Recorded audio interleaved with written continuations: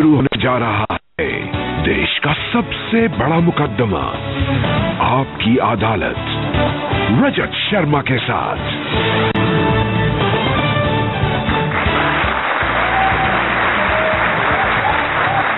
नमस्कार, आपकी अदालत में आपका स्वागत है। पिछले दिनों आप में से बहुत सारे लोगों ने मेल पर, फेसबुक पर, ट्विटर के जरिए, व्हाट्सएप के जरिए, एसएमएस के जरिए मुझे मैसेज भेजे एक ऐसे शख्स को आपकी अदालत में बुलाने के लिए जिसके बारे में कुछ लोग कहते हैं कि वो जब जबान खोलते हैं आग उगलते हैं, कुछ लोग कहते हैं हमारे दिल की बात कहते हैं। Please welcome all India MIM के प्रेसिडेंट असदुद्दीन ओवैसी।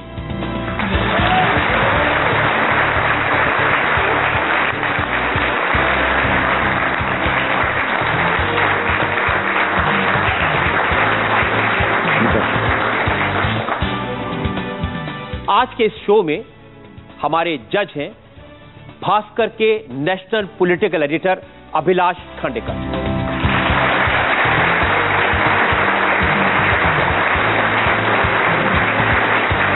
और आपकी अदालत में आज का ये इंटरेस्टिंग मुकदमा शुरू करें इससे पहले आज के जज अभिलाष खांडेकर की इजाजत चाहेंगे आज की कार्रवाई शुरू करने के लिए। कार्रवाई की इजाजत दी जाती है। और इससे पहले कि इल्जामात और सवालात का सिलसिला शुरू हो, हम इल्जाम लगाएं ओवैसी साहब पर, एक नजर डालेंगे असदुद्दीन ओवैसी के पॉलिटिकल करियर पर।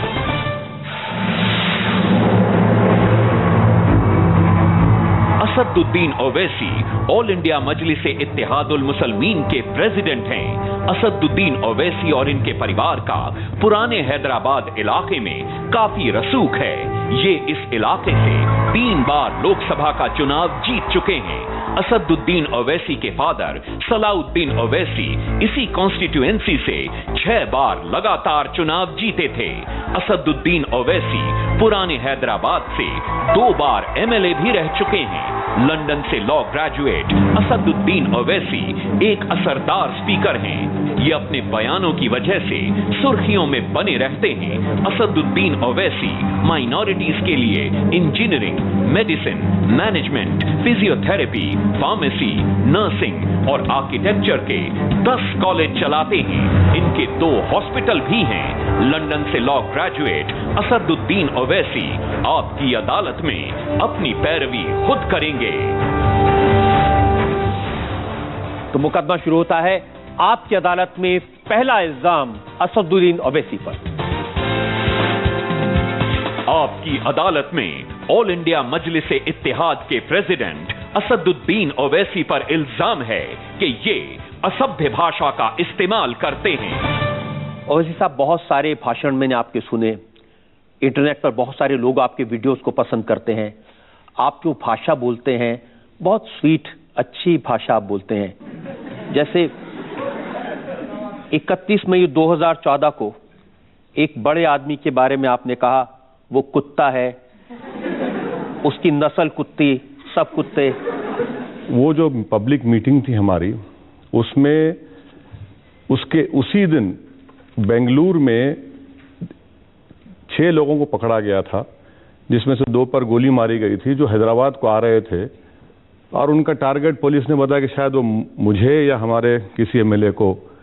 तो उस पस मंजर में वो बात कही गई। मगर ये जो उसको कट एंड पेस्ट जॉब किया गया, एक ज़ेम TV कुछ वेबसाइट है पाकिस्तान का, उसी के जरिए मुझे मालूम हुआ। ये तो बताइए किसके बारे में कह रहे थे आप?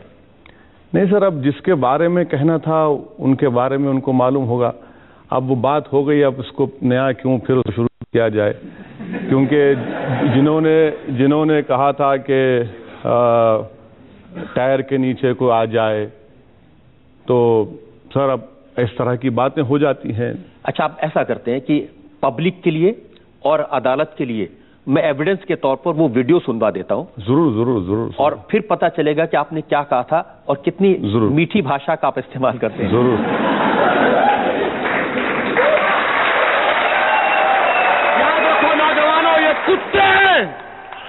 ये कुत्ते हैं, ये कुत्ते के बच्चे हैं। तुम अल्लाह की तरफ पलटो, ये खत्म होंगे इंशाअल्लाह ताला। जो हमको कुत्ते का बच्चा बोल रहा था, वो कुत्ता, उसकी नस्ल कुत्ते, सब कुत्ते।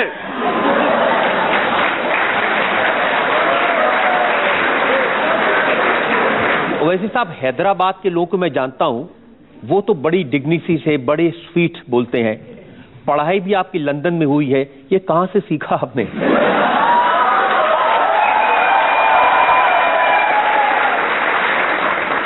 ये हमने सीखा उन लोगों की बातें सुन सुनकर, जो 50 साल से ये समझ रहे थे कि हम गूंगे हैं। हमने उनसे सीखा जो इन्होंने कहा था कि इस धरती को समताल होना पड़ेगा, 5 दिसंबर को कहा गया था। हमने उनको देख देख कर बोलना शुरू किया जिन्होंने कहा था कि एक धक्का और दो। हमने उनको देख देख कर अपनी ज़बान खोलने में मजबूर हो गए जिन्होंने कहा था महाराष्ट्र के एक बहुत बड़े लीडर है कि मुसलमान लड्डे हैं। हमने उन लोगों को सुना जिन्होंने कहा था कि हम रिलीफ कैंप इसलिए चलाएं ताकि आपका प्रोडक्शन सेंटर बढ़े। हमने उन लोगों को सुना जिन्होंने कहा था कि कोई टायर के नीचे अगर कोई कुत्ते का बच्चा आ जाए तो सर बताना ये है कि हम यही चाह रहे हैं कि एक उसूल बन जाए पूरे मुल्क में कि कोई भी इस तरह की बात ना करे। मैं यकीनन आप जो आपने ये बात देखिए, मैं आपसे इसलिए कह रहा हूं, जरा मेरी बात को मुकम्मल आप मेरी भी बात सुन लीजिए। आपने ये बात 31 मई 2014 को कही, जब मुल्क नरेंद्र मोदी को देश का प्रधानमंत्री इलेक्ट कर चुका था। देश के प्रधानमंत्री के बारे में ऐसी भाषा इस्तेमाल करना अच्छी बात है? सर, जमहूरियत में अगर कोई मुल्क का वजीर आजम बनने जा रहा है, क्या उनके लिए बात जेबा देता कि वो ये कहें कि जो टायर के नीचे आ जाए वो कुत्ते का बच्चा? क्या ये इनके लिए जेब देता जो हिंदुस्तान के वजीर आजम बने थे अटल बिहारी वाजपेयी? हम दुआ करते हैं कि अल्लाह को सेहत दे कि इस धरती को समताल होना पड़ेगा। क्या इनके लिए जेब देता जिन्होंने कहा था कि एक धक्का और दो, और वो खुद हिंदुस्तान के होम मिनिस्टर और मिनिस्टर्स बन गए? तो ये चीज़ है कि आपकी बात सही है कि इस तरह की जबान का इस्तेमाल नहीं होना चाहिए, मगर थाली तो दो हाथ से बचती है, एक हाथ से नहीं रोक सकती। तो इसीलिए हम चाहेंगे कि दूसरी तरफ से भी, हर तरफ से भी। लेकिन ये सिर्फ ऐसा नहीं है कि आपने नरेंद्र मोदी साहब के बारे में कहा हो, मुलायम सिंह यादव, उनकी भी बहुत सेवा की आपने। वो भी दिखा दीजिए। मैं उसकी बानगी भी अदालत में पेश कर देता हूं। आपने कहा ये मौलाना नहीं, आरएसएस की चड्डी पहने हुए मुलायम है।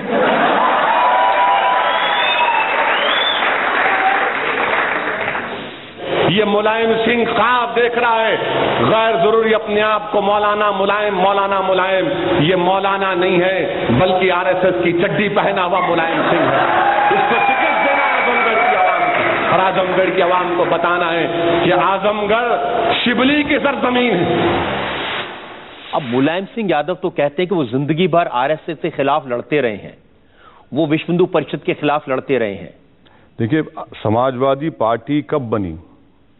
बाबरी मस्जिद के शहादत के उस मलबे के ऊपर समाजवादी पार्टी बनी, और हमेशा मुलायम सिंह यादव ने यही बात कहते रहे कि मैं मौलाना हूं, मौलाना हूं। और लोगों ने देख लिया कि ज़्यादा मुझे दूर जाने की ज़रूरत नहीं है, मुजफ्फरनगर में क्या हुआ। और उसके बाद इलेक्शन, पार्लियामेंट इलेक्शन के बाद 600 से ज़्यादा कम्युनल राइट्स और इंसिडेंट्स हुए। अखिलेश यादव के चीफ मिनिस्टर बनने के बाद कितने वाक़यात हुए। इसके बावजूद भी जो पार्टी अपने आप का बड़ा दावा करती है कि हम मुसलमानों के बहुत बड़े हमदर्द हैं, हर एतबार से वो लोग नाकाम साबित हुए। रिजर्वेशन का वादा किया गया था 16% देंगे, वो ख़त्म हो गया। बच्चों को छोड़ने की बात की गई थी, वो मजाक बन के रह गया। और फिर मुझे आज तक ये बात समझ में नहीं आई कि विश्व हिंदू परिषद के लीडरों के साथ मुलायम सिंह यादव ने वो जो 84 कोसी यात्रा से पहले कहा कि खैर सगाली मुलाकात है। 2 घंटे की मुलाकात, कोई मुगल आजम पिक्चर देख रहे थे क्या मुलायम सिंह? 2 घंटे की मुलाकात, और उसके बाद आप देखिए सब तूफान मचता गया। तो ये असली चेहरा है मुलायम सिंह का, और इसको बेनिकाब करना मैं समझता हूं कि मेरा फर्ज है कि लोगों को बताऊं। और आखिरी बात सर, आजमगढ़ में मुझे 1-1.5 साल से जाने नहीं दिया जाता। मैं पार्लियामेंट में खड़े होकर अपनी बात को बोल सकता हूं, मगर मुलायम सिंह क्योंकि वहां के एमपी हैं, परमिशन देकर हमको कैंसिल कर दिया जाता है। 4 मरतबा हो गया आजमगढ़ में। आप आग लगा देंगे आजमगढ़ में जाएंगे तो? नहीं सर, अगर मैं आग लगाता हूं, अगर मैं आग लगाता हूं या फिर मुलायम सिंह को मैं नीचे गिराता हूं, ये तो वक्त तय करेगा। अगर मैं जाकर कोई गलती करता हूं, आप मुझ पर फौरन केस बुक करिए। मैं कई मरतबा वहां के एसपी से बात किया, मैंने कहा कि अगर मैं गलत बोलूंगा, आप बोलिए कि रुक जाइए, मैं रुक जाऊंगा। बोला हम इस मैदान में हैं, इस सियासत में हैं, आप हमको जेल को ले जाइए, केस बुक करिए, हम तैयार हैं। लेकिन आप कहते हैं कि दूसरे ऐसी भाषा बोलते हैं उससे आप सीखते हैं। क्या कभी मुलायम सिंह ने इस तरह की भाषा का इस्तेमाल किया? मुलायम सिंह यादव ने, खैर उनको बात ही करना नहीं आता सर, क्या बात करेंगे वो। अब उस पर क्या, मैं उनको ज्यादा पर्सनल अटैक नहीं करना। क्या नरेंद्र मोदी ने कभी ऐसी भाषा का इस्तेमाल किया? सर अगर आपके पास रिकॉर्ड होगा, मैं आपको आउटलुक मैगजीन का हवाला दे रहा हूं। जब 2002 के उस बड़े प्रोग्राम और जेनोसाइड के बाद जब असेंबली के इलेक्शन हुए, तो उस वक्त के चीफ मिनिस्टर गुजरात के अपने तकरीरों में क्या क्या नहीं कहा। जेम्स लिंगडो, अहमद भाई पटेल, मियां मुशर्रफ, क्या हम ये कैंप्स चलाएंगे इसलिए कि यहां पर प्रोडक्शन सेंटर हो जाए आपका? सर आप भूल चुके होंगे, मैं तो नहीं भूला। नहीं, मैं बिल्कुल नहीं भूला और मेरे पास पूरा रिकॉर्ड है। और जब वो आपकी अदालत में आए थे, हमने उनसे पूछा था और उन्होंने कहा कि मुझे माफी मत दो, अगर मैंने गलती की है तो मुझे फांसी पर लटका दो। उन्होंने कहा 125 करोड़ देशवासी मेरे भाई हैं, चाहे नोच डालो, भेदभाव नहीं करूंगा। लेकिन आप कुत्ता ऐसी भाषा का इस्तेमाल करते? सर भेदभाव की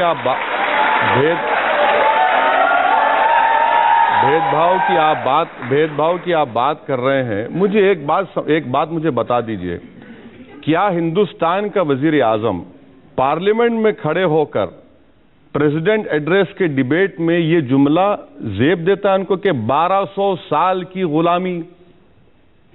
क्या मतलब था उसका? 1200 साल की गुलामी से हमको आजादी मिली। 650 साल तो मुसलमान भी हुकूमत की है इस मुल्क में, तो क्या वो भी गुलामी थी?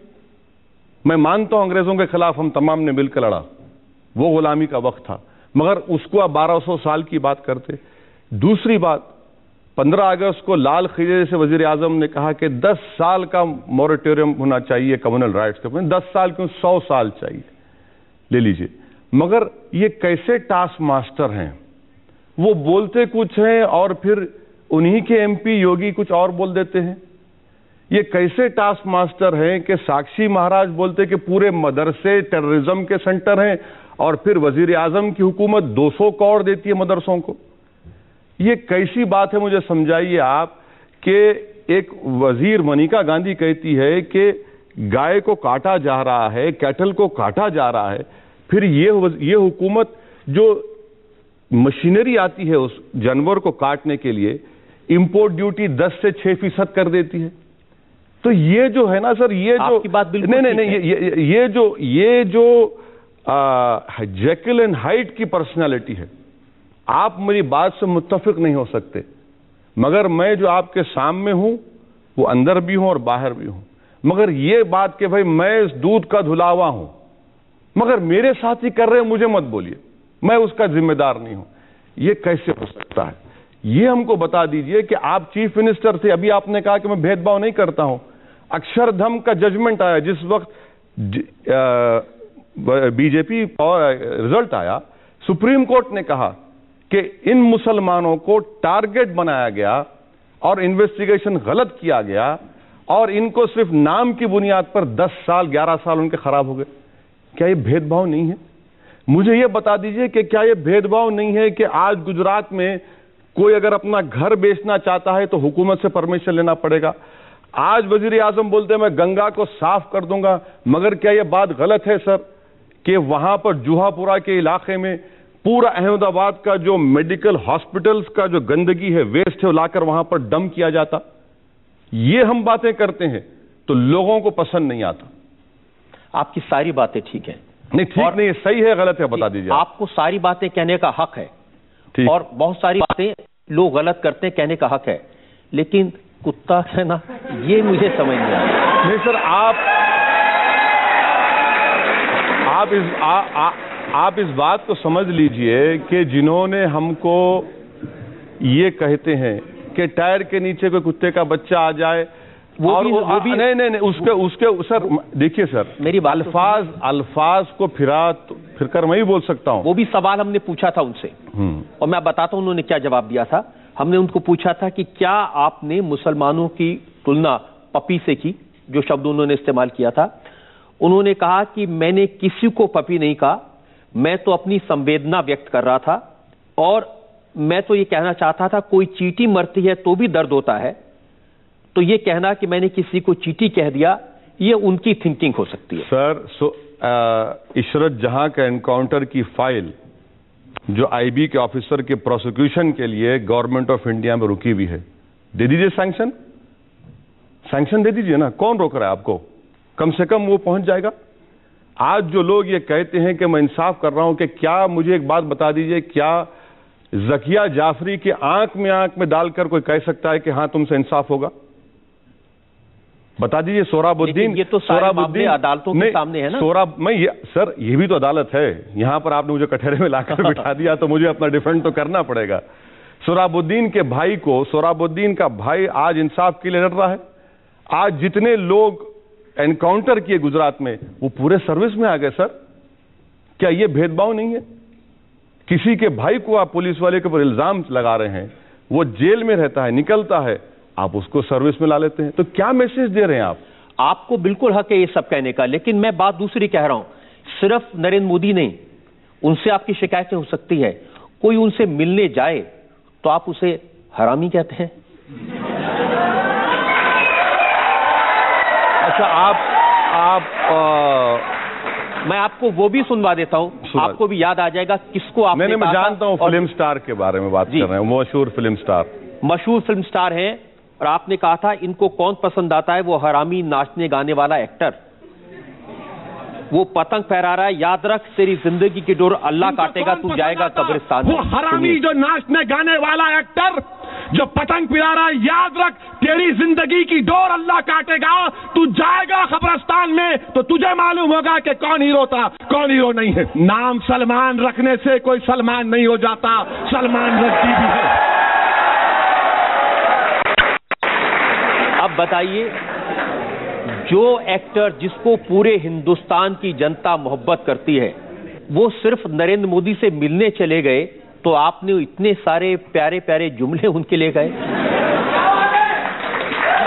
सर देखिए, जब ये मिलने गए, आपके लिए प्यारे हो सकते, मेरे लिए प्यारे नहीं है सर। मेरे लिए ये लोग हीरो नहीं हो सकते। नहीं, मैं बता रहा हूं, नहीं, मेरे लिए ये लोग हीरो नहीं हो सकते। मेरे लिए हीरो वो लोग हैं जिन्होंने इस मुल्क को आज़ाद कराने के लिए अपनी जानों को कुर्बान किया और इस मुल्क के लिए अपना खून पसीना बहाया। ये लोग मेरे लिए हीरो नहीं है। ये पैसे लेकर हीरोगिरी करना अलग बात है। ये लोग जाकर क्या कहा मौसूफ ने कहा कि मेरी बहन अपने आप को सेफ महसूस करती है। ये उनका, आप वो बता नहीं रहे हैं। मैं पूरा बता नहीं, वो जब किस पस मंजर में वहां पर कहा कि मेरी बहन बिल्कुल सेफ है वहां पर। हम ये पूछना चाहते कि कोई फिल्म स्टार अगर पॉलिटिक्स में आएगा और पॉलिटिशियंस की तायीद करेगा, तो वो अपने आप को नहीं समझ सकते कि नहीं मैं होली का हूं, मुझे कुछ मत बोलो, मैं तो एक्टर हूं। अगर आप आकर किसी पॉलिटिशियन की तायीद कर रहे हैं तो फिर वो ओपन होते हैं। और अगर ये कहना, वो तो अपनी फिल्म का टैक्स माफ करवाने के लिए चीफ मिनिस्टर के पास अगर वो फिल्म का टैक्स माफ करवाने के लिए गए, कितने चीफ मिनिस्टरों से मिले? सब चीफ मिनिस्टर से मिले थे। नहीं सर, हमारे आंध्रा को आए, ना कई रियासतों को नहीं गए। अच्छा, वो फिल्म फ्लॉप हुई सुना मैं। फ्लॉप कैसे हो गई सर? अगर इतने प्यारे हीरो हैं आपके, आप कह रहे हैं कि वो नहीं, अगर इतने प्यारे हीरो हैं आपके, फ्लॉप कैसा हो गई? फ्लॉप क्या उसकी जिम्मेदारी मुझ पर डाल देंगे आप? बिल्कुल डालेंगे, क्योंकि आपने लोगों से कहा कि ये फिल्म मत देखो। अरे सर, मैं कौन होता हूं किसको बोलने वाला नहीं बोलने वाला? जमहूरियत है। आज हर चीज को कोई, इसी तकरीर में आपने आगे लोगों से ये कहा था कि इसकी फिल्म देखने मत जाओ। सर देखिए, लोग देखें नहीं देखें वो तो आवाम की मर्जी पर मुनहसर है। लेकिन उसके बावजूद उस फिल्म ने 100 करोड़ का बिजनेस किया था। मुझे नहीं मालूम कितने करोड़ का किया सर, मुझे परवाह भी नहीं है कि वो 1000 करोड़ का करे। एक और एक्टर की बात बताता हूं, ये तो आपके हैदराबाद के हैं, चिरंजीवी। उनके बारे में आपने कहा कि अगर हैदराबाद को यूटी बनाया तो तुम्हारी टूटी तोड़ेंगे। वो भी दिखा दीजिए, ये भी सुन लीजिए। हैदराबाद हमारा है, हैदराबाद सबका है, मगर ये यूटी की बात मत करो। तुम यूटी की बात करेंगे तुम्हारी टूटी ढीली कर देंगे हम। ये परमानेंट कैपिटल की बात मत करो चिरंजीवी, परमानेंट कैपिटल यूटी की बात मत करो। तुम बच्चे हो अभी, तुम शूटिंग करते करते कूद के वहां चले गए।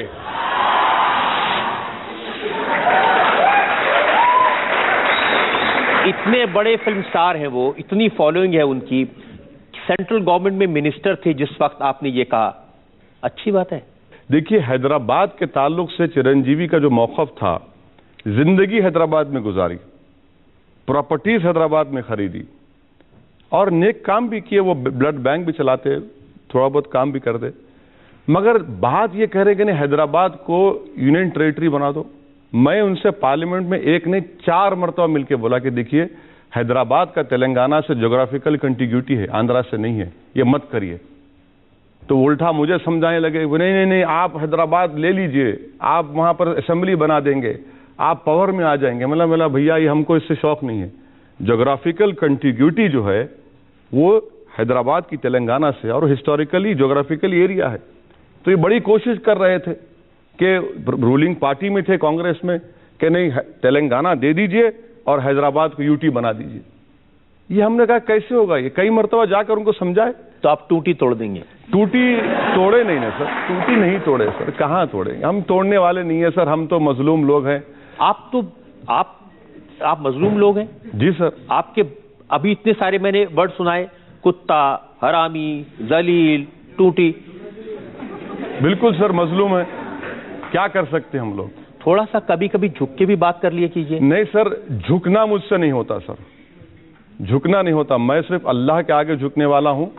और अगर आप मेरा दिल जीत लेंगे, अगर आप मेरा दिल जीत लेंगे तो यकीनन मैं सब चीज कुर्बान करने तैयार हूं आप पे। आप झुकने की बात क्यों कर रहे हैं? एक शायर ने कहा कि झुकता वही है जिसमें जान होती है, अकड़ तो मुर्दों की पहचान होती है।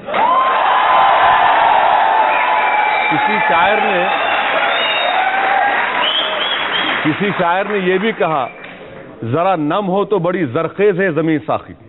तो नम होने की जरूरत है, आप नम होइए, आप नम होइए, आप इनकिसारी का मुजाहरा करिए।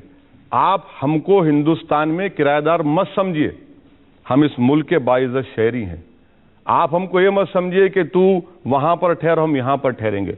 ये मिजाज नहीं चलने वाला है, ये मिजाज नहीं चलने वाला। इस मुल्क का मिजाज तो ये है कि वो शायद कहता है नहीं, मुल्क की बात नहीं कर रहा हूं मैं। मेरा झगड़ा मुल्क से नहीं है, मेरा झगड़ा रजत शर्मा से हो सकता है, मेरा झगड़ा नरेंद्र मोदी से हो सकता है। क्यों झगड़ा होगा? नहीं, मिसाल के तौर पर अभी की बात कर रहे हैं, क्योंकि आपने मुझे कटहरे में खड़ा कर दिया और आप प्रोसिक्यूटर हैं, तो जाहिर है आप और हम बहस कर रहे हैं। तो बहस की बुनियाद पर मैं एक कह रहा हूं, मगर मुल्क से कोई झगड़ा कभी नहीं हो सकता, ना कभी होगा इंशाअल्लाह ताला। ये मुल्क हमारा था, है और रहेगा इंशाअल्लाह ताला। हम ये कह रहे हैं कि जो मुल्क में जो इख्तिदार पर बैठने वाले हैं वो ये ना समझें कि मेरे मुकद्दर के फैसले वो करेंगे और मेरे मालिक हैं। नहीं, वो मेरे मालिक नहीं है, इख्तिदार उनको जरूर मिला है, वो सबको एक इंसाफ की नजर से देखें।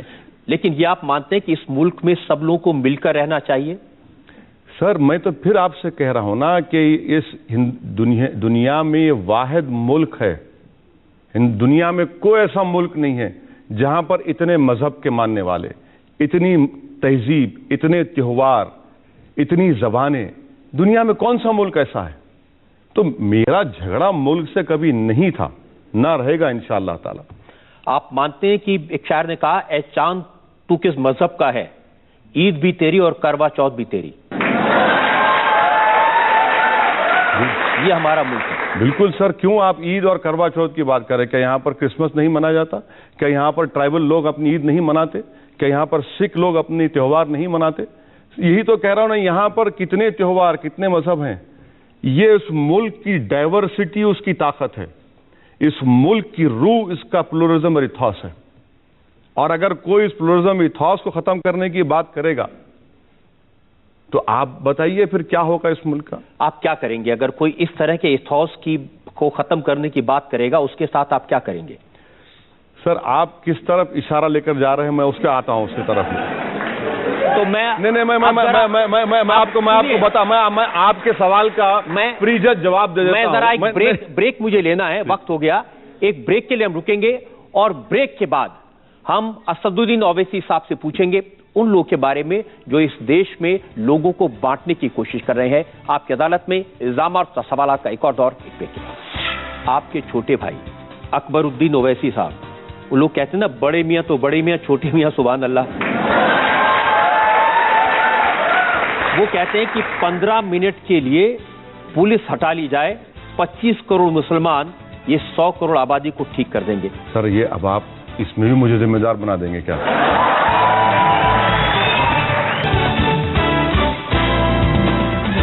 Welcome back. आपकी अदालत में आज मुकदमा चला रहे हैं असदुद्दीन ओवैसी पर। आपकी अदालत में अगला इल्जाम। आपकी अदालत में ऑल इंडिया मजलिस इत्तेहाद के प्रेसिडेंट असदुद्दीन ओवैसी पर इल्जाम है कि ये लोगों की भावनाओं को भड़काने वालों का साथ देते हैं। आप कह रहे थे कि आप उन लोगों के खिलाफ हैं जो मुल्क को बांटते हैं, सारे लोग इकट्ठे रहना चाहिए। आपके छोटे भाई अकबरुद्दीन ओवैसी साहब, वो लोग कहते हैं ना, बड़े मियां तो बड़े मियां, छोटे मियां सुभान अल्लाह।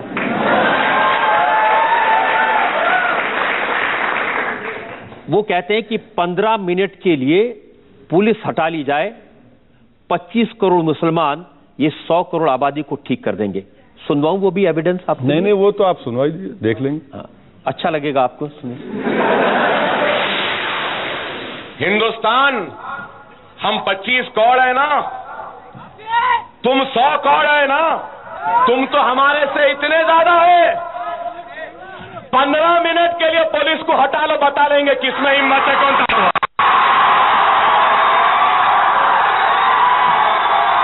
15 मिनट हटा लो।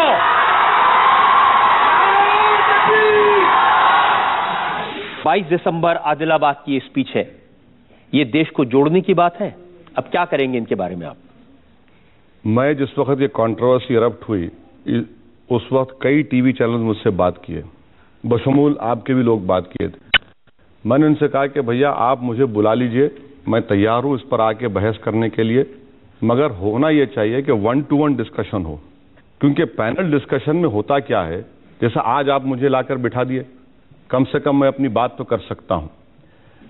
दूसरी बात यह है कि इस स्पीच के ताल्लुक से, क्योंकि 2 साल का अरसा गुजर चुका है, ये मसला अदालत में ज़ेर दौरान है और मेरा मानना यह है कि जो अदालत का फैसला आएगा, जाहिर है आपकी इस अदालत से ज़्यादा वो अदालत मुतबरिक है और उनको कानून और हिकमत ज़्यादा मालूम।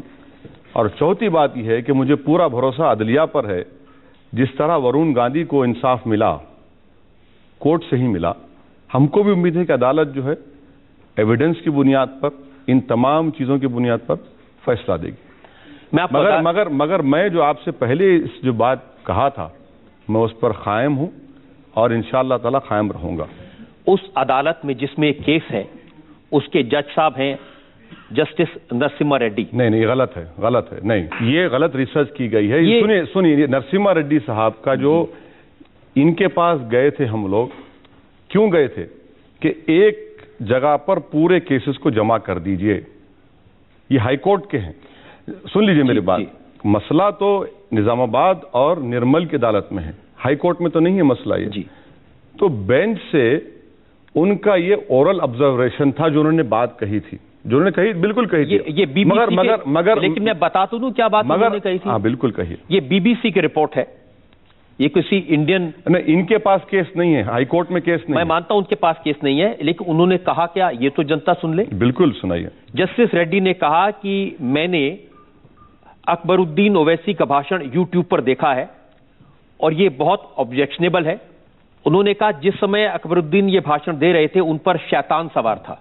नहीं, जुमला नहीं कहा उन्होंने। सर देखिए, आप और हम कंटेम्प्ट ऑफ कोर्ट करेंगे इस तरह का जुमला अगर आप इस्तेमाल करेंगे। मैं आपसे गुजारिश करूंगा कि दोबारा अपनी टीम से चेक करवाइए, ओरल ऑब्जर्वेशन था, और अगर कोई अंग्रेजी अखबार ने कैरी किया है उसको सही कैरी किया है, मगर इस तरह का जुमला और ये कहना कि मैंने यूट्यूब पर देखा, गलत है। ये दोनों चीजें इसमें बहुत बड़ी गलत है। एक और उन्होंने नहीं, ये आप मैं आपसे फिर से गुजारिश कर रहा हूं कि आप थोड़ा उसको मालूम करवा लीजिए। ऑनरेबल जज ने ये ऑब्जर्वेशन नहीं किया। ऑनरेबल जज ने ये कहा था कि अकबरुद्दीन ने ऐसी बातें कही है जिनसे देश के एक वर्ग की भावनाओं को ठेस पहुंची है और देश को चुनौती देने के बराबर है।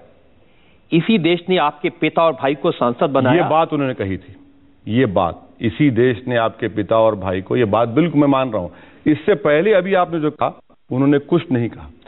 ये तो मैं बीबीसी की रिपोर्ट कोट कर रहा हूं, आप कहेंगे तो हम इसको दोबारा चेक करेंगे, लेकिन ये तो उन्होंने कहा था कि इस देश ने आपके पिता और भाई को एमपी बनाया और वो खुद एमएलए हैं। इस तरह की बातें कहना ये जिम्मेदारी की हरकत है? सर अगर वो फैसला देते हैं, कोर्ट का जो फैसला आएगा उसको मानना मुझे ही पड़ेगा, सबको मानना पड़ेगा। इंतजार करते हैं कोर्ट के फैसले का, इंतजार करते हैं क्या फैसला आता है कोर्ट का। काफी वक्त हो गया, मामला तो पेंडिंग है, पुलिस ने तो अभी चार्जशीट भी फाइल नहीं की है। सर ये अब आप इसमें भी मुझे जिम्मेदार बना देंगे क्या? ये तो हद होगी, इसका जिम्मेदार तो मैं नहीं। आपका खौफ तो होगा? नहीं सर, हमारा देखिए एक बात अच्छा है, इस सबके सामने बात हो जाए। हर वक्त परवीन टोगाडिया ने क्या क्या नहीं कहा। कभी परवीन टोगाडिया को जेल क्या है मालूम? योगी आदित्यनाथ को जेल क्या है कभी मालूम? कभी ये लोग जेल को गए? कभी साक्षी महाराज जेल को गए? साक्षी महाराज तो काफी वक्त जेल में नहीं, वो अलग किस्सों में गए, अलग, अब उस पर तबसरा आप बाद में कर सकते। मगर आप जब बात कर रहे so called alleged hate speech की, हमको ये बात समझ में नहीं आती कि अकबरुद्दीन ओवैसी पर जब एक केस बुक हुआ, वो लंदन से वापस आए, भागे नहीं, वापस आए, सरेंडर किया, 2 महीने उनको जेल में रहना पड़ा और 2 महीने के बाद उनको बेल हुई। हम ये पूछना चाहते हैं, भाई ये केस चल रहा है, आप सही करें, परवीन टोगाडिया के ऊपर महाराष्ट्र और हर रियासत में कई केसेस है, गिरफ्तार करने से क्यों डरते भैया? योगी आदित्यनाथ को पकड़ने से क्यों डरते आप क्यों गिरफ्तार नहीं किए महाराष्ट्र के बहुत? सर आप ये मुझे बता दीजिए कि गिरफ्तार इनको क्यों नहीं करते आप जब 153A, 295A, 120B ये सब कानून है, क्या इसका इतलाक सिर्फ हम पर ही होगा? अब ये मैं अकबरुद्दीन साहब की बात इसलिए कर रहा हूं क्योंकि उन्होंने ये कोई वन ऑफ नहीं था, कोई एक बार उन्होंने कह दिया हो। और भी मेरे पास उदाहरण है। सन 2011 में कुरनूल में एक रैली में उन्होंने एक एमएलए को काफिर कहा, फॉर्मर प्राइम मिनिस्टर नसीम मराव को कातिल, दरिंदा, बेईमान, धोखेबाज, चोर कहा। जो शख्स बाबरी मस्जिद की हिफाजत करने में नाकाम हुआ, और बाबरी मस्जिद की शहादत सिर्फ मुसलमानों के लिए गम का मसला नहीं, ये तो मुल्क के फाउंडेशंस को कमजोर कर दिया, ये मुल्क के फाउंडेशंस को कमजोर कर दिया। ये गुंडा राज की बेहतरीन मिसाल है। और मैं अपनी पार्लियामेंट में कहा, आपसे भी कह रहा हूं, हिंदुस्तान में 3 बड़े वाकयात हुए, एक महात्मा गांधी का कत्ल, एक बाबरी मस्जिद की शहादत, और तीसरे गुजरात में कत्लेआम, और चौथे दिल्ली की सड़कों पर सिखों का उनका कत्लेआम। ये 4 ऐसे वाकयात हैं जिससे मुल्क कमजोर हुआ। क्या आप इसको बात को नहीं मानते? बिल्कुल ठीक है। तो फिर ये वजीर आजम, जो वजीर आजम रहने के बावजूद भी उस बाबरी मस्जिद को आप ना माने, मुतनाज़ा बोले कुछ, मगर हिफाजत करना तो मरकजी हुकूमत की जिम्मेदारी थी। सुप्रीम कोर्ट को कमिटमेंट दिया गया था। इसीलिए हम नरसिम्हा राव को जिम्मेदार समझते हैं। इसीलिए हमने ना सिर्फ ये कहा बल्कि हमने ये भी कहा कि इनको भारत रत्न से अवार्ड मत दिया जाए। ये शख्स ने खुली इजाजत दी तमाम लोगों को नंगा नाच करने की और मुल्क के कानून को उसके धज्जियां उड़ाने की। वो देश के प्रधानमंत्री थे जिन्हें देश की जनता ने चुना था। मैं आपको फिर से बताता हूं, उनको कातिल, दरिंदा, बेईमान, धोखेबाज ये शब्दों का इस्तेमाल तो नहीं करना चाहिए था। कौन से शब्द का इस्तेमाल करें जिसने टाडा के नाम पर हजारों बच्चों को जेलों में डाल दिया? कौन से शब्द का इस्तेमाल करें कि बंबई की सरजमीन के ऊपर कत्लेआम हुआ और श्री कृष्णा कमीशन की रिपोर्ट आज भी बर्फदान में पड़ी हुई है? वो वजीर आजम थे।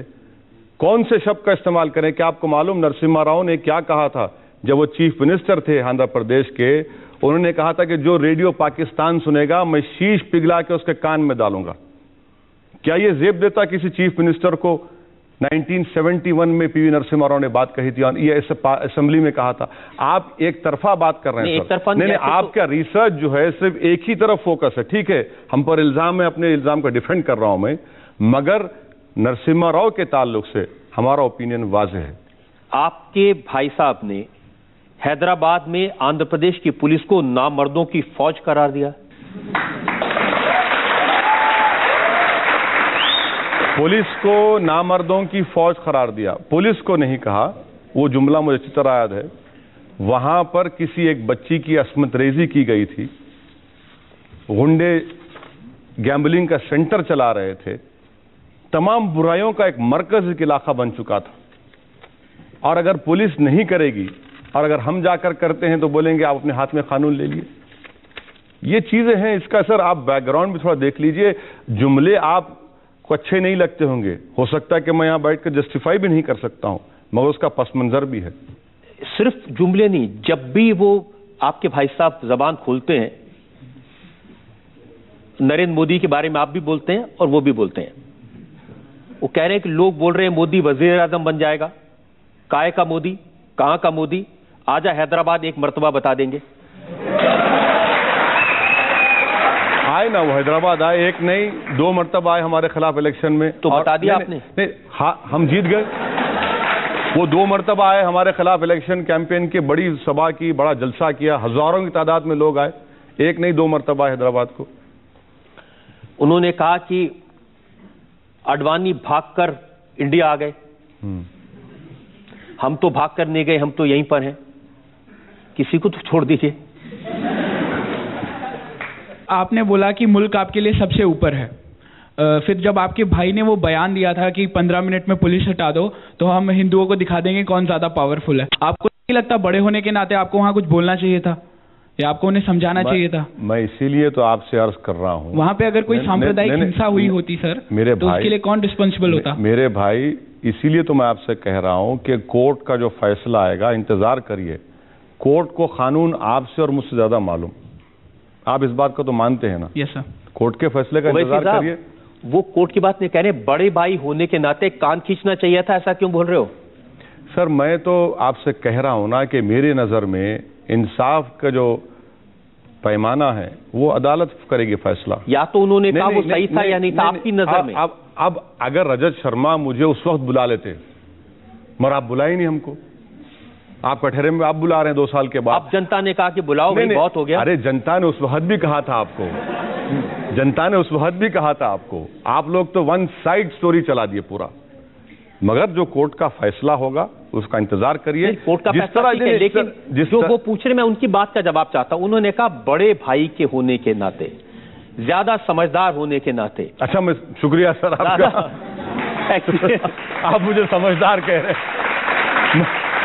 तो उस समझदार बड़े भाई से और ज्यादा एक्सपीरियंस भाई से पूछ रहा हूं कि क्या छोटे भाई ने जो बयान दिया था, आप सहमत हैं उससे कि उन्होंने? नहीं सर, इसमें अब इतना वफ़ा गुजर जाने के बाद ये सवाल मैं समझता हूं कि इनफ्रक्चुअस है, क्योंकि अब कोर्ट सवाल नहीं, अब इस पर तबसरा करना एक मैटर सब जुडिस है।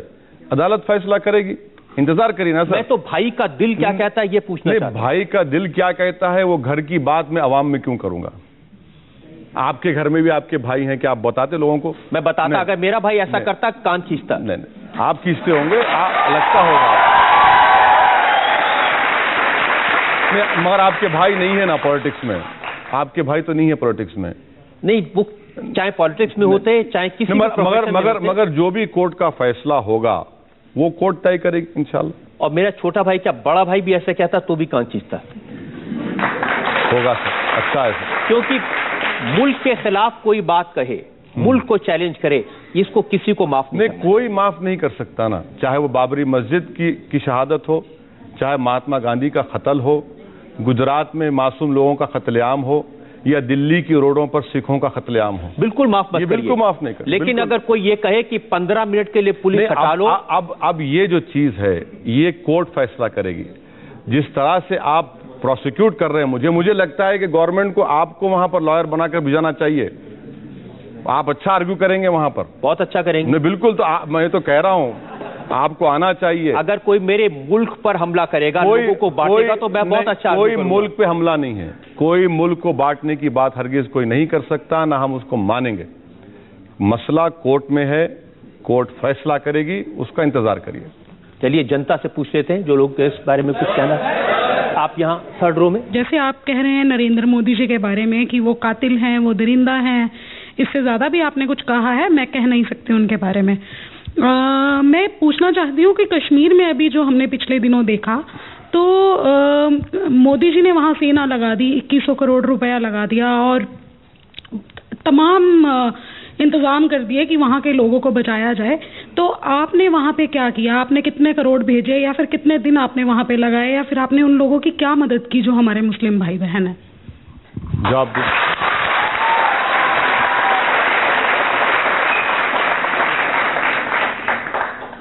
रजत शर्मा साहब वो वीडियो नहीं दिखा रहे जहां पर उत्तराखंड में मैंने 1.5 करोड़ की इमदाद की। उत्तराखंड में हमारे लोग डॉक्टर्स की टीम गए, मेडिसिन लेकर गए, दवाएं सामान लेकर गए। सब दिखाने की जिम्मेदारी मेरी है, आपकी भी कुछ है? कठेरे में तो आया हूं ना, कठेरे में तो उन्होंने मैं जवाब दे रहा हूं। मैं जवाब दे रहा हूं ना, आप मुझे मुकम्मल करने इतनी बेसब्री मत करिए सर। आप मुझसे उम्र में बड़े हैं, थोड़ा सब्र करिए। तो उत्तराखंड में हमने ऐसा किया। दूसरी बात यह है कि कश्मीर के लिए मैंने 50 लाख के वाटर प्यूरिफायर्स का ऑर्डर किया है। स्पेशल वाटर प्यूरिफायर्स होते हैं, क्योंकि अगर आप वो नॉर्मल वाटर प्यूरिफायर्स लगाएंगे तो उसमें कंजाल आता है और पानी साफ नहीं आता। 50 लाख के हमने वाटर प्यूरिफायर्स दे रहे हैं और 50 लाख के इंशाल्लाह दवाएं लेकर हम भिजाएंगे। तीसरी बात जो आपने वजीर आजम ने किया, अच्छा किया वजीर आजम ने, बहुत अच्छा किया। वो मुल्क के वजीर आजम हैं और कश्मीर हमारे मुल्क का अटूट हिस्सा है और कश्मीरी हिंदुस्तान के शहरी हैं और उनकी बराबर हमको मदद करनी चाहिए। बल्कि कश्मीर को अच्छी तरीके से अब तो रेस्क्यू रिलीफ के बाद रिहेबिलिटेशन होना चाहिए और अच्छा कि हम उसकी तारीफ करते हैं, उसमें कौन सी बुरी बात। चलिए आपकी तारीफ करनी चाहिए, कम से कम किसी बात में तो आपको नरेंद्र मोदी की तारीफ की आपने? नहीं, तारीफ नहीं की सर, तारीफ नहीं, अभी तो नहीं, तारीफ नहीं की। ये उनकी ड्यूटी है। आज वो वजीर आजम है, हमने उनकी मुखालिफत की, और इंडिया के प्राइम मिनिस्टर हैं, उससे कोई इनकार नहीं कर सकता। और इंडिया के प्राइम मिनिस्टर जब है तो पूरे मुल्क के शहरी उनके लिए बराबर होने चाहिए। अच्छा किया उन्होंने कश्मीर में किया, और भी करने की जरूरत है। ये तारीफ नहीं है? तारीफ नहीं है। आप इसको तारीफ देखते हैं तो मैं कुछ नहीं कर सकता। अभी एक खबर आई थी कि भारत में हैदराबाद में से 15 स्टूडेंट्स ISIS में भर्ती होने के लिए यहाँ से उन्होंने कोशिश की थी और वो पकड़े गए थे। तो वो भी हैदराबाद में हुआ था। और ISIS क्यों ज्वाइन करना चाहते हैं और आपका इसके बारे में क्या कहना है? नहीं, रजत शर्मा साहब तो के पास मेरे स्पीचेस का पूरा जखीरा है, लाइब्रेरी है मेरी स्पीचेस की। मगर रजत शर्मा साहब के पास मेरे 4 स्पीचेस मिसिंग हैं जो मैंने रमज़ान में जलसे में किए थे मक्का मस्जिद में, जहां पर मैंने ओपनली कंडेम किया ISIS को, जहां पर मैंने उनसे मुतालबा किया कि हमारे जो हिंदुस्तानी उनके पास होस्टेज हैं उनको फ़ौरन रिहा किया जाए, जहां पर मैंने कहा कि वो लोग जो हरकत कर रहे हैं वो इससे इस्लाम का कोई ताल्लुक़ नहीं है। और चौथी बात यह है कि जो आखिरी मेरी पब्लिक स्पीच हुई वो आपके रिसर्च टीम ने जिसको मिस कर दिया, जिसमें मैंने उन बच्चों से मुखातिब होकर कहा, वो 4 बच्चे थे, 14 नहीं 4, उनसे कहा कि भैया अगर जिहाद करना है तो पार्लिमानी जमहूरियत में पॉलिटिक्स में आओ और संघ परिवार से मुल्क के सेकुलरिज्म के खिलाफ तोड़ने और मुकाबला करो। मुसलमानों में इल्म की कमी है, इलिटरेसी ज़्यादा है, उसके खिलाफ जिहाद करो। गरीबी है, उसके गरीबी के खात्मे के लिए जिहाद करो। ये स्पीच भी तो है, कभी ये भी तो रुख दिखा दीजिए। आपको मौका तो दे रहे हैं अपनी बात कहने का। बात तो कह दिया मैं, ये इनको मालूम नहीं ना, इनको मालूम नहीं, इसलिए कह रहा हूं अगर आप इतना सब जो पहले दिखाया था वो भी इनको मालूम नहीं था। आज बहुत कुछ बातें नहीं, ये मालूम था, नहीं ये मालूम था इनको, ये तो बात नहीं, ये तो बात मालूम थी, ये तो बात मालूम। चलिए बहुत सारी ऐसी बातें जो लोगों को नहीं मालूम है वो मैं आपको बताऊंगा। मुझे एक ब्रेक के रुकना है और ब्रेक के बाद आपकी अदालत में ओवैसी साहब पर इल्जामात और सवालात का एक और जो कोर्ट की जो कार्रवाई है, जो कोर्ट में हमारी जो स्ट्रेटजी है, अब हर चीज को तो आवाम में हम बयान नहीं कर सकते ना।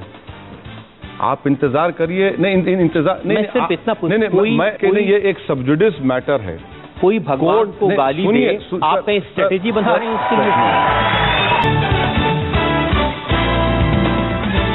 Welcome back. आपकी अदालत में आज हमारे मेहमान हैं असदुद्दीन ओवैसी। आपकी अदालत में अगला आपकी अदालत में ऑल इंडिया मजलिस इत्तेहाद के प्रेसिडेंट असदुद्दीन ओवैसी पर इल्जाम है कि ये समाज को बांटने का काम करते हैं। अब मैं फिर से आपको आपके छोटे भाई, आपकी पार्टी के लीडर, एमएलए साहब, उनका बयान सुनाना चाहता हूं। वो कैसे हिंदू देवी देवताओं का मजाक उड़ाते हैं, सोसाइटी को डिवाइड करते हैं। भगवान राम का मजाक उड़ाया, उनकी मां कौशल्या का मजाक उड़ाया, कैसे आग लगाते हैं वो जरा देखिए। हरियाणा कौशल्यापुरम के लोग बोलते हैं कि कौशल्या वहां की थी। कौन कौशल्या? राम की मां, दशरथ की बीवी। और वहां के लोग बोलते कि कौशल्या हिंदू तहजीब के हिसाब से मैके को आई थी हरियाणा को कौशल्यापुरम में, और राम वहां पैदा हुए। 3 पुजारियां बोल रहे हैं अयोध्या में, यहाँ। अरे अडवाणी, वाजपेयी, उमा भारती, मोदी, बता आखिर राम की मां कहां गई, किधर जन्म दी?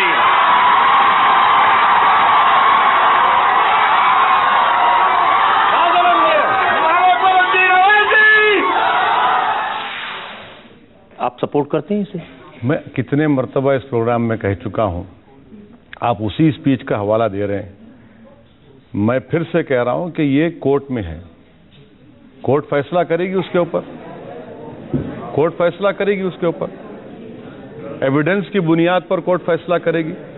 अगर वरुण गांधी को इंसाफ मिल सकता है तो यहां भी इंसाफ मिलेगा। मैं पूछ रहा हूं कि ये जो बात है सर, देखिए, ये आप जो कोर्ट की जो कार्रवाई है, जो कोर्ट में हमारी जो स्ट्रेटजी है, अब हर चीज को तो आवाम में हम बयान नहीं कर सकते ना।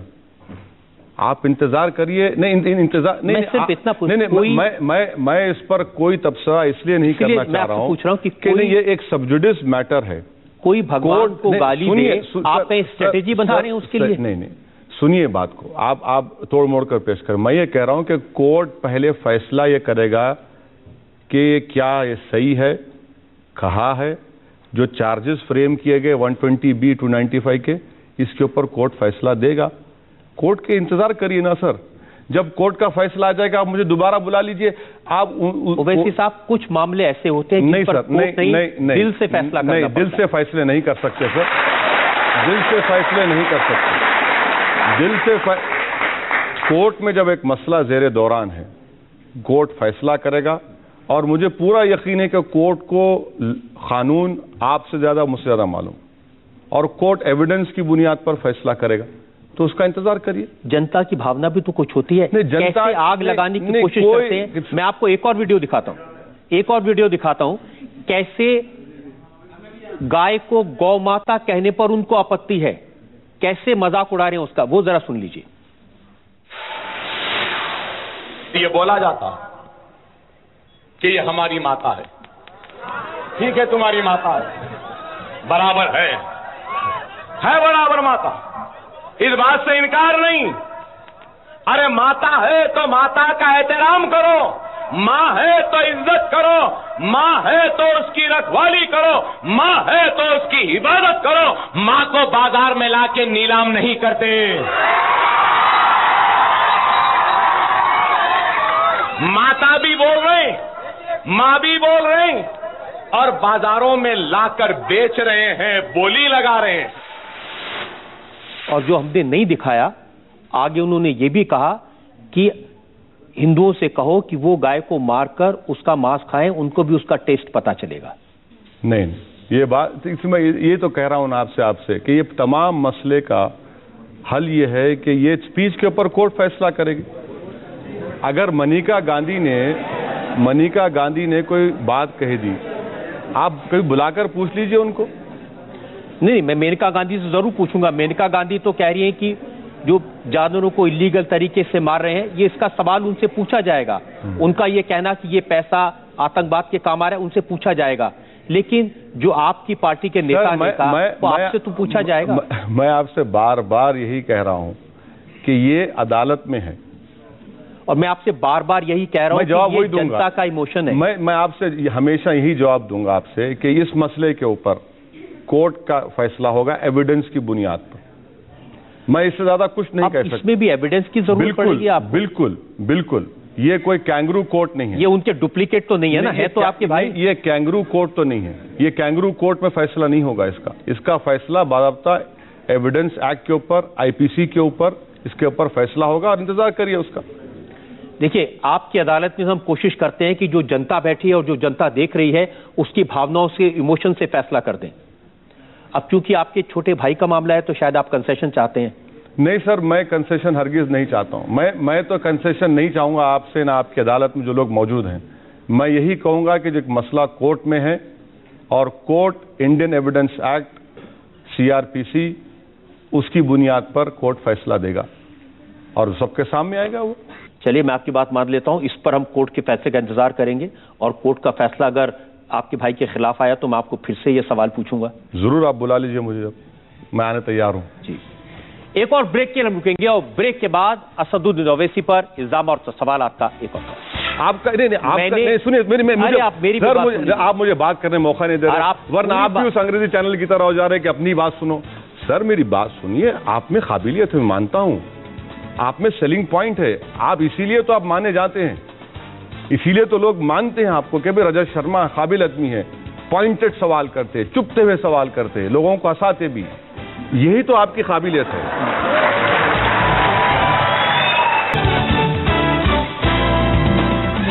Welcome back. आपकी अदालत में आज मुकदमा चला रहे हैं असदुद्दीन ओवैसी पर। आपकी अदालत में अगला इल्जाम। आपकी अदालत में ऑल इंडिया मजलिस इत्तेहाद के प्रेसिडेंट असदुद्दीन ओवैसी पर इल्जाम है कि ये नफरत की सियासत करते हैं। महाराष्ट्र में इलेक्शन होने वाले हैं। मैंने आपका वो वीडियो देखा है जो आपने पब्लिसिटी के लिए बनाया है, जिसमें आपने कहा कि वो पूरी आवाज कह रही है कि लूट गया आवाम, पिट गया आवाम। ये गाना चलता है। मैंने नहीं बनाया, हमारे पार्टी की तरफ से उसमें लिखा है कि एमआईएम का वीडियो। नहीं, हम हरगिज कोई वीडियो नहीं बनाए। देखिए सर, सोशल मीडिया पर थोड़े दिन पहले एक पैम्फलेट बनाया गया जिसमें मेरी तस्वीर डाल दी गई और लिखा गया कि हिंदुस्तान के मुसलमान, पाकिस्तान अगर हमला करेगा तो हम पाकिस्तान का साथ देंगे, और मेरी फोटो डाल दी। और कश्मीर में एक कश्मीर ऑब्जर्वर अखबार ने इसको चला दिया। मैं कोर्ट में गया, उनके खिलाफ, सामना अखबार के खिलाफ, और एक न्यूज़ पोर्टल है, कोर्ट से उनको चला गया है, वो उनको आना पड़ेगा हैदराबाद। क्रिमिनल डिफेमेशन मैंने फाइल किया है। मैंने वो पढ़ा, उन्होंने तो माफी मांग ली है। नहीं, माफी मांगने से तो नहीं होता ना सर। अब क्या करें? अब उनको आना पड़ेगा हैदराबाद, आकर हम उनकी मेहमान नवाजी करेंगे। कोर्ट में आएंगे वो, गलत मतलब मत लीजिए उसका। वो कोर्ट को आए वहां पर लड़े, क्योंकि मेहमान नवाजी से तो बहुत डर लगता है लोगों को। नहीं सर, मैं उनको बिरयानी तो नहीं खिला सकता ना हलीम खिला सकता हूं, मगर कोर्ट में तो हम पूछेंगे, कोर्ट में तो हम केस डाले हैं। लेकिन जो वीडियो मैंने देखा उसमें तो आप दिखते हैं और आप कह रहे हैं कि अब हम रोने वाले नहीं हैं, अब हम रुलाने वाले हैं, अब हम कांग्रेस को रुलाएंगे, अब हम एनसीपी को रुलाएंगे। हाँ सर, जरूरी है वहां पर, इसलिए जरूरी है रुलाना इनको वहां पर। वहां पर कितने साल से कांग्रेस की और राष्ट्रवादी कांग्रेस की हुकूमत है, 13% माइनॉरिटीज है, और जो बजट दिया जाता है 400 करोड़ रुपये। आंध्र प्रदेश, यूनाइटेड आंध्रा में 9% आबादी मुस्लिम्स की और बजट है 1050 करोड़ रुपये। वहां पर 10 साल में एक भी मुस्लिम एमपी जीत कर नहीं आता। आबादी 13% है, 280 की करीब असेंबली है। कितने ये लोग, मैं कम्युनल हूं, मान लीजिए कि दुनिया की तमाम बुराइयां मुझ में हैं, ये लोग तो दूध के धुले हैं। भाई जिताओ। आप नहीं, दूध के धुलों के साथ सर मेरी बात मुकम्मल प्लीज। आप जब मुझे इल्जाम लगा रहे तो मुझे डिफेंड तो करने दीजिए। तीसरी बात यह है कि मालेगांव का बम ब्लास्ट, आप प्रोसिक्यूटर हैं, मुझे बताइए, क्या एक ऑफेंस के लिए 2 लोग जिम्मेदार हो सकते हैं? क्या साध्वी प्रज्ञा ठाकुर ने मालेगांव का बम ब्लास्ट किया या फिर मुसलमान बच्चों ने किया? महाराष्ट्र की एटीएस कहती है मुसलमानों ने किया। एनआईए कहती है कि प्रज्ञा ठाकुर कर्नल पुरोहित ने किया, बच्चों को बेल मिल जाती है कई सालों के बाद, ये लोग डिसाइड नहीं कर पाते। हिमायत बेग को फांसी की सजा हो गई, नया एविडेंस आया और ये बता दिया कि हिमायत बेग पूना से औरंगाबाद मोटरसाइकिल पर 3 घंटे में आता है। सर वो कौन सी मोटरसाइकिल है जो 3 घंटे में आप 300 किलोमीटर का सफर तय करें?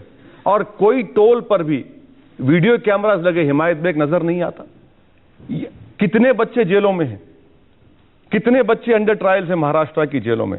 इसका जवाब तो इनको देना पड़ेगा ना सर। लेकिन आपने बहुत साल कांग्रेस का फायदा उठाया, नहीं, अब आप उन पर सवाल उठा रहे हैं। नहीं सर, देखिए जमहूरियत में फायदा नुकसान की बात मत करिए। अगर मैं ये कहूं रजत शर्मा ने किसी और टीवी चैनल में काम किया, फायदा उठाया, तो सही होगा बात ये। आज रजत शर्मा की इनफरादी काबिलियत है, आपकी काबिलियत है, आपका नहीं आपका नहीं। सुनिए आप मुझे बात करने मौका नहीं दे रहे, वरना आप भी उस अंग्रेजी चैनल की तरह हो जा रहे हैं कि अपनी बात सुनो। सर मेरी बात सुनिए, आप में काबिलियत है, मानता हूं, आप में सेलिंग पॉइंट है, आप इसीलिए तो आप माने जाते हैं, इसीलिए तो लोग मानते हैं आपको कि भाई रजत शर्मा काबिल आदमी है, पॉइंटेड सवाल करते, चुपते हुए सवाल करते, लोगों को हंसाते भी, यही तो आपकी काबिलियत है। तो इसको इल्जाम आप मुझ पे नहीं, आप मुझ पे इल्जाम तो नहीं लगा सकते। आप मुझे इल्जाम तो फायदा उठाए। सर फायदा क्या उठाया हमने? कौन सा मैंने मिनिस्ट्री का मुतालबा किया? मैं कौन सा? सर मैं आपको बात बता रहा हूं कि मेरी फकीरी में शाही है। मैं कोई चीज का मैं ये कर रहा हूं कि भाई आप जिस लोगों का दावा करते, मैं मुसलमानों का लीडर नहीं हूं सर। मुसलमानों के लीडर तो मनमोहन सिंह, मुलायम सिंह यादव, अशोक राव चौहान, पृथ्वीराज, ये सब बड़े बड़े लोग मुसलमानों के लीडर हैं। मैं कहां हूं सर, मैं कहां हूं? और ये हमारा हाल। आज हम 13% हमारी आबादी और गवर्नमेंट की मुलाजिमतों में हमारा ये मौका। अगर अर्बन रूरल पॉवर्टी देखी जाए तो सबसे ज्यादा पॉवर्टी है दलितों के साथ हमारी। महाराष्ट्र में सर आपको मालूम कितने मुसलमान बिलो पॉवर्टी लाइन रहते? 89% लोग। क्या ये बात जवाब देंगे लोग इसका? कौन जिम्मेदार है इसका, बताइए आप मुझे। हम तो स्टैटिस्टिक्स के जरिए बात कर रहे हैं। जिस तरह आपने पूरी तकारीर को निकाल कर दिखाया, मैं भी डेटा बता रहा हूं आपको। तो ये काम महाराष्ट्र में किया, और कांग्रेस से क्या फायदा सर? कांग्रेस से क्या फायदा उठाएंगे? आपको कांग्रेस को पहचानने में इतने बरस लग गए? नहीं सर, बरस नहीं लगे, हम तो शुरू से जानते हैं इनको, हम तो शुरू से जानते हैं, हम तो शुरू से जानते कांग्रेस, शुरू से जानते भी और उनके साथ भी रहते। नहीं, साथ इसलिए रहे कि मजबूरी की मां है वो। बीजेपी के साथ हम आइडियोलॉजिकली नहीं जा सकते क्योंकि आरएसएस उससे वाबस्ता है। जब तमाम सेकुलर, कम्युनिस्ट पार्टी, सीपीएम, जमीन आसमान का फर्क उनकी आइडियोलॉजी में और कांग्रेस की। मगर मकसद क्या था कि चलो एक सेकुलर गवर्नमेंट बने। मनमोहन सिंह साहब शरीफ आदमी हैं, उनके ज़ेर क़यादत एक हुकूमत बन रही है, इसीलिए हमने तायद की। कोई कांग्रेस की हुकूमत की तायद कहां, यूपीए की हुकूमत। आप महाराष्ट्र में अगर आप कांग्रेस का विरोध करेंगे, एनसीपी का विरोध करेंगे, तो उसका फायदा बीजेपी शिवसेना को होगा। मुझे हो गया तो, मुझे हो गया तो आप सर, आपको क्या इल्मे गैब आता है क्या? फ्यूचर में क्या हो रहा है? कि आप भी एस्ट्रोलॉजी की दुकान खोल लिए क्या? नहीं सर, ऐसा कैसा बोल रहे हैं आप? देखिए, नहीं, मैं मानता हूं कि आपको जिंदगी का बहुत बड़ा तजुर्बा है। आपके बाल काले हैं, सफेद भी हैं, वो ऐसी तरह तो सफेद नहीं हुए धूप के नीचे, तजुर्बे की बुनियाद पर हुए।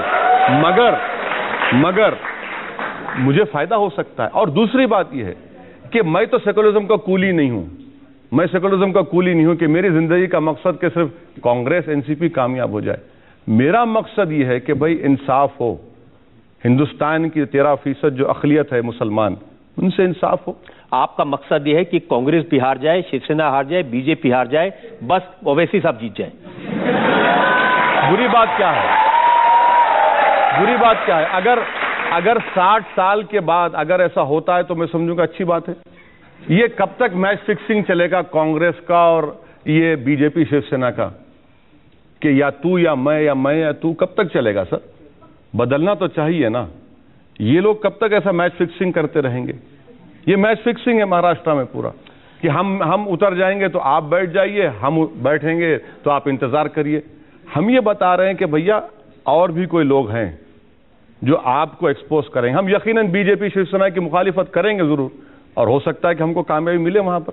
देखिए, आपको वोट मिलेंगे नहीं मिलेंगे ये तो मुझे उसकी सर देखिए जनता करेगी महाराष्ट्र। बिल्कुल सर, देखिए हो सकता है कि मैं मेरी जिंदगी में जो ख्वाब देख रहा हूं उस पर नाकाम हो जाऊं, मुझे उसकी परवाह नहीं है, मगर मैं जो उसूल और जो बातें कर रहा हूं उसको अवाम कबूल करती है तो बहुत अच्छा है।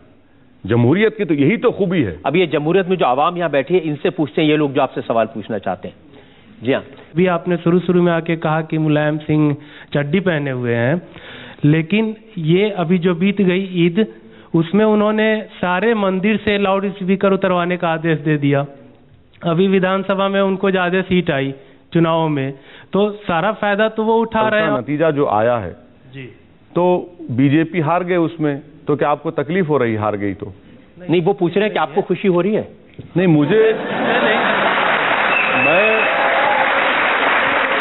खुशी उस वक्त होगी। मेरा मानना यह है कि ये जो 100 दिन है, ये 100 दिन ये काफी नहीं है। अभी इंतजार करिए, 9 महीने कम से कम किसी हुकूमत को दीजिए, मालूम होगा कि वो क्या करना चाह रहे हैं। मगर ये 100 दिन में जिस तरीके से किताबों में तब्दीली, जिस तरीके से कहा गया कि नहीं भाई वो बत्रा साहब ने क्या क्या कह दिया, अगर मैं कहूंगा तो आप बोलेंगे ये भी हेट स्पीच है। बत्रा साहब ने जो कह दिया अपनी किताबों में वो लिखा। फिर उसके बाद मोहन भागवत का बयान कि ये हिंदू राष्ट्र है, गोवा के डिप्टी चीफ मिनिस्टर का बयान, फिर पूना में जो बच्चे को मारा गया प्राइम मिनिस्टर की खामोशी इस पर, फिर ये तमाम बातें जो हो रही हैं, ये तो थोड़ा आपको लगता नहीं है कि बोल रहे कर रहे हैं, हो रहा एक है? बिल्कुल बोलना चाहिए, जरूर कहना चाहिए। तो वो ये देखिए, इसीलिए आपको मौका दिया, आप अपनी बात। नहीं, मैं तो अपनी बात रखा हूं। चलिए जनता से पूछ लेते हैं जो लोग इस बारे में कुछ कहना। मैं सिर्फ ये जानना चाहती हूँ कि अच्छा ठीक है, आप मानते हैं कि सारे मुसलमान ये पाकिस्तानी नहीं सोच रखते हैं, लेकिन हर आतंकवाद मुसलमान ही क्यों होते हैं?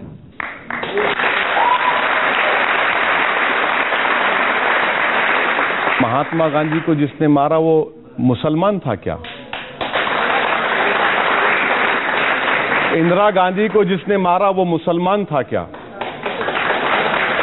बाबरी मस्जिद को जिसने शहीद किया वो मुसलमान था क्या? सर ये एक मिनट, दिल्ली की सड़कों पर जो सिखों को गर्दनें काटी गई क्या वो मुसलमान थे? गुजरात के गली कूचों में जिन लोगों को मारा गया और जिनको बेघर किया गया क्या वो मुसलमान थे? मेरी बहन, मैं आपसे गुजारिश कर रहा हूं कि आप ऐसा मत सोचिए।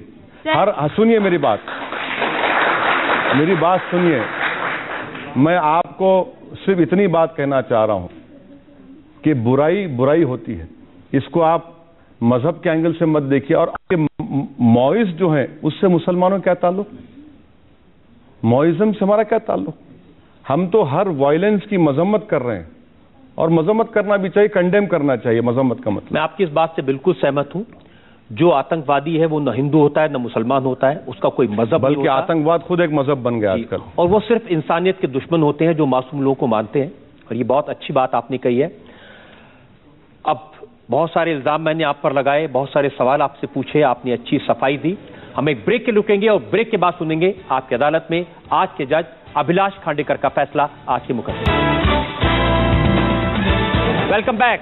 आपकी अदालत में आज ने मुकदमा चलाया असदुद्दीन ओवैसी पर। उनसे पूछा उनकी हेट स्पीचेस के बारे में, उनसे हमने पूछा उनकी सियासत के बारे में, उनसे पूछा हिंदू और मुसलमान में डिवाइड पैदा करने के इल्जामात के बारे में। अब वक्त है आपकी अदालत में आज के जज अभिलाष खांडेकर का फैसला। आज के फैसले में मैं ओवैसी साहब की प्रशंसा में कुछ शब्द जरूर कहूँगा, और वो लफ्ज़ ये हैं कि वे बहुत होशियार हैं, लंदन से वकालत सीख के आए हैं, लेकिन भड़काऊ भाषण देने में वो बाज नहीं आते हैं। भारत में हिंदू मुसलमानों में लड़ाई दरार पैदा करने की लगातार कोशिश करते रहते हैं।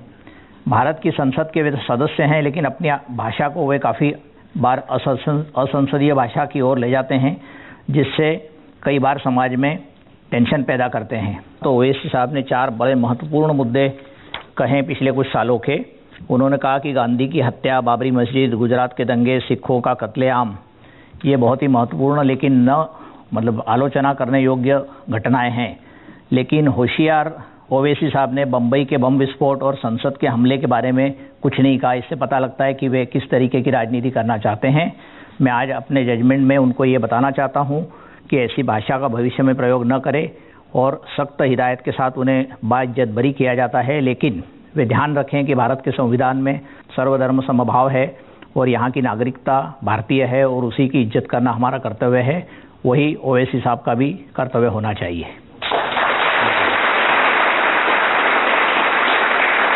आप कुछ कहना चाहते हैं इस जजमेंट के बारे में ओवैसी साहब? मैं जज साहब ने जो फैसला दिया है, मैं आपके फैसले की इज्जत करता हूं, मगर मैं अपने डिफेंस में इतना ही कहना चाह रहा हूं कि मैंने जिन 4 वाक़यात का जिक्र किया था कि महात्मा गांधी का कत्ल, बाबरी मस्जिद की शहादत, दिल्ली में सिखों का कत्लेआम, गुजरात की सरजमीन पर मासूम लोगों का कत्लेआम, इसका यह मतलब नहीं है कि मैंने पार्लियामेंट पर जो हमला किया गया है उसकी मैं कंडेम नहीं करता उसको। ये गलत आपने सोच लिया। दूसरी बात, जज साहब आपसे अदबन आपसे गुजारिश करना चाहूँगा कि बम्बई में जो बम ब्लास्ट हुआ आपने गलत सोच लिया। बड़ी इज्जत के साथ आपसे अर्ज कर रहा हूँ कि मैं उसकी तायीद करता हूँ, नहीं, हम उसकी मजम्मत करते, हम हर तशद्दुद की मजम्मत करते, मगर मेरी नज़र में ये जो 4 वाक़यात हैं ये हिंदुस्तान को हिला कर रख दिए थे। हिंदुस्तान की जो हमारी सेकुलरिज्म का फाउंडेशन है उसको कमज़ोर करने की कोशिश थी, इसीलिए मैंने इसका जिक्र किया। यकीनन मैं पार्लियामेंट में जो हमला उसकी मजम्मत करता हूँ, जो बम्बई में बम ब्लास्ट हुए उसकी मजम्मत करता हूँ, जो बम्बई में बम ब्लास्ट से पहले जो फसाद हुआ उसकी मजम्मत करता हूँ। इस उम्मीद के साथ, इस यकीन के साथ ओवैसी साहब जो इतने अच्छे भाषण देते हैं अपनी स्पीचेस का इस्तेमाल लोगों में एकता लाने के लिए करेंगे, हिंदू और मुसलमान को साथ लाने के लिए करेंगे और देश की भलाई के लिए करेंगे। आज का मुकदमा यही खत्म करते हैं। अगले हफ्ते आपसे मुलाकात होगी एक नई शख्सियत के साथ। तब तक के लिए नमस्कार। जब सर्वश्रेष्ठ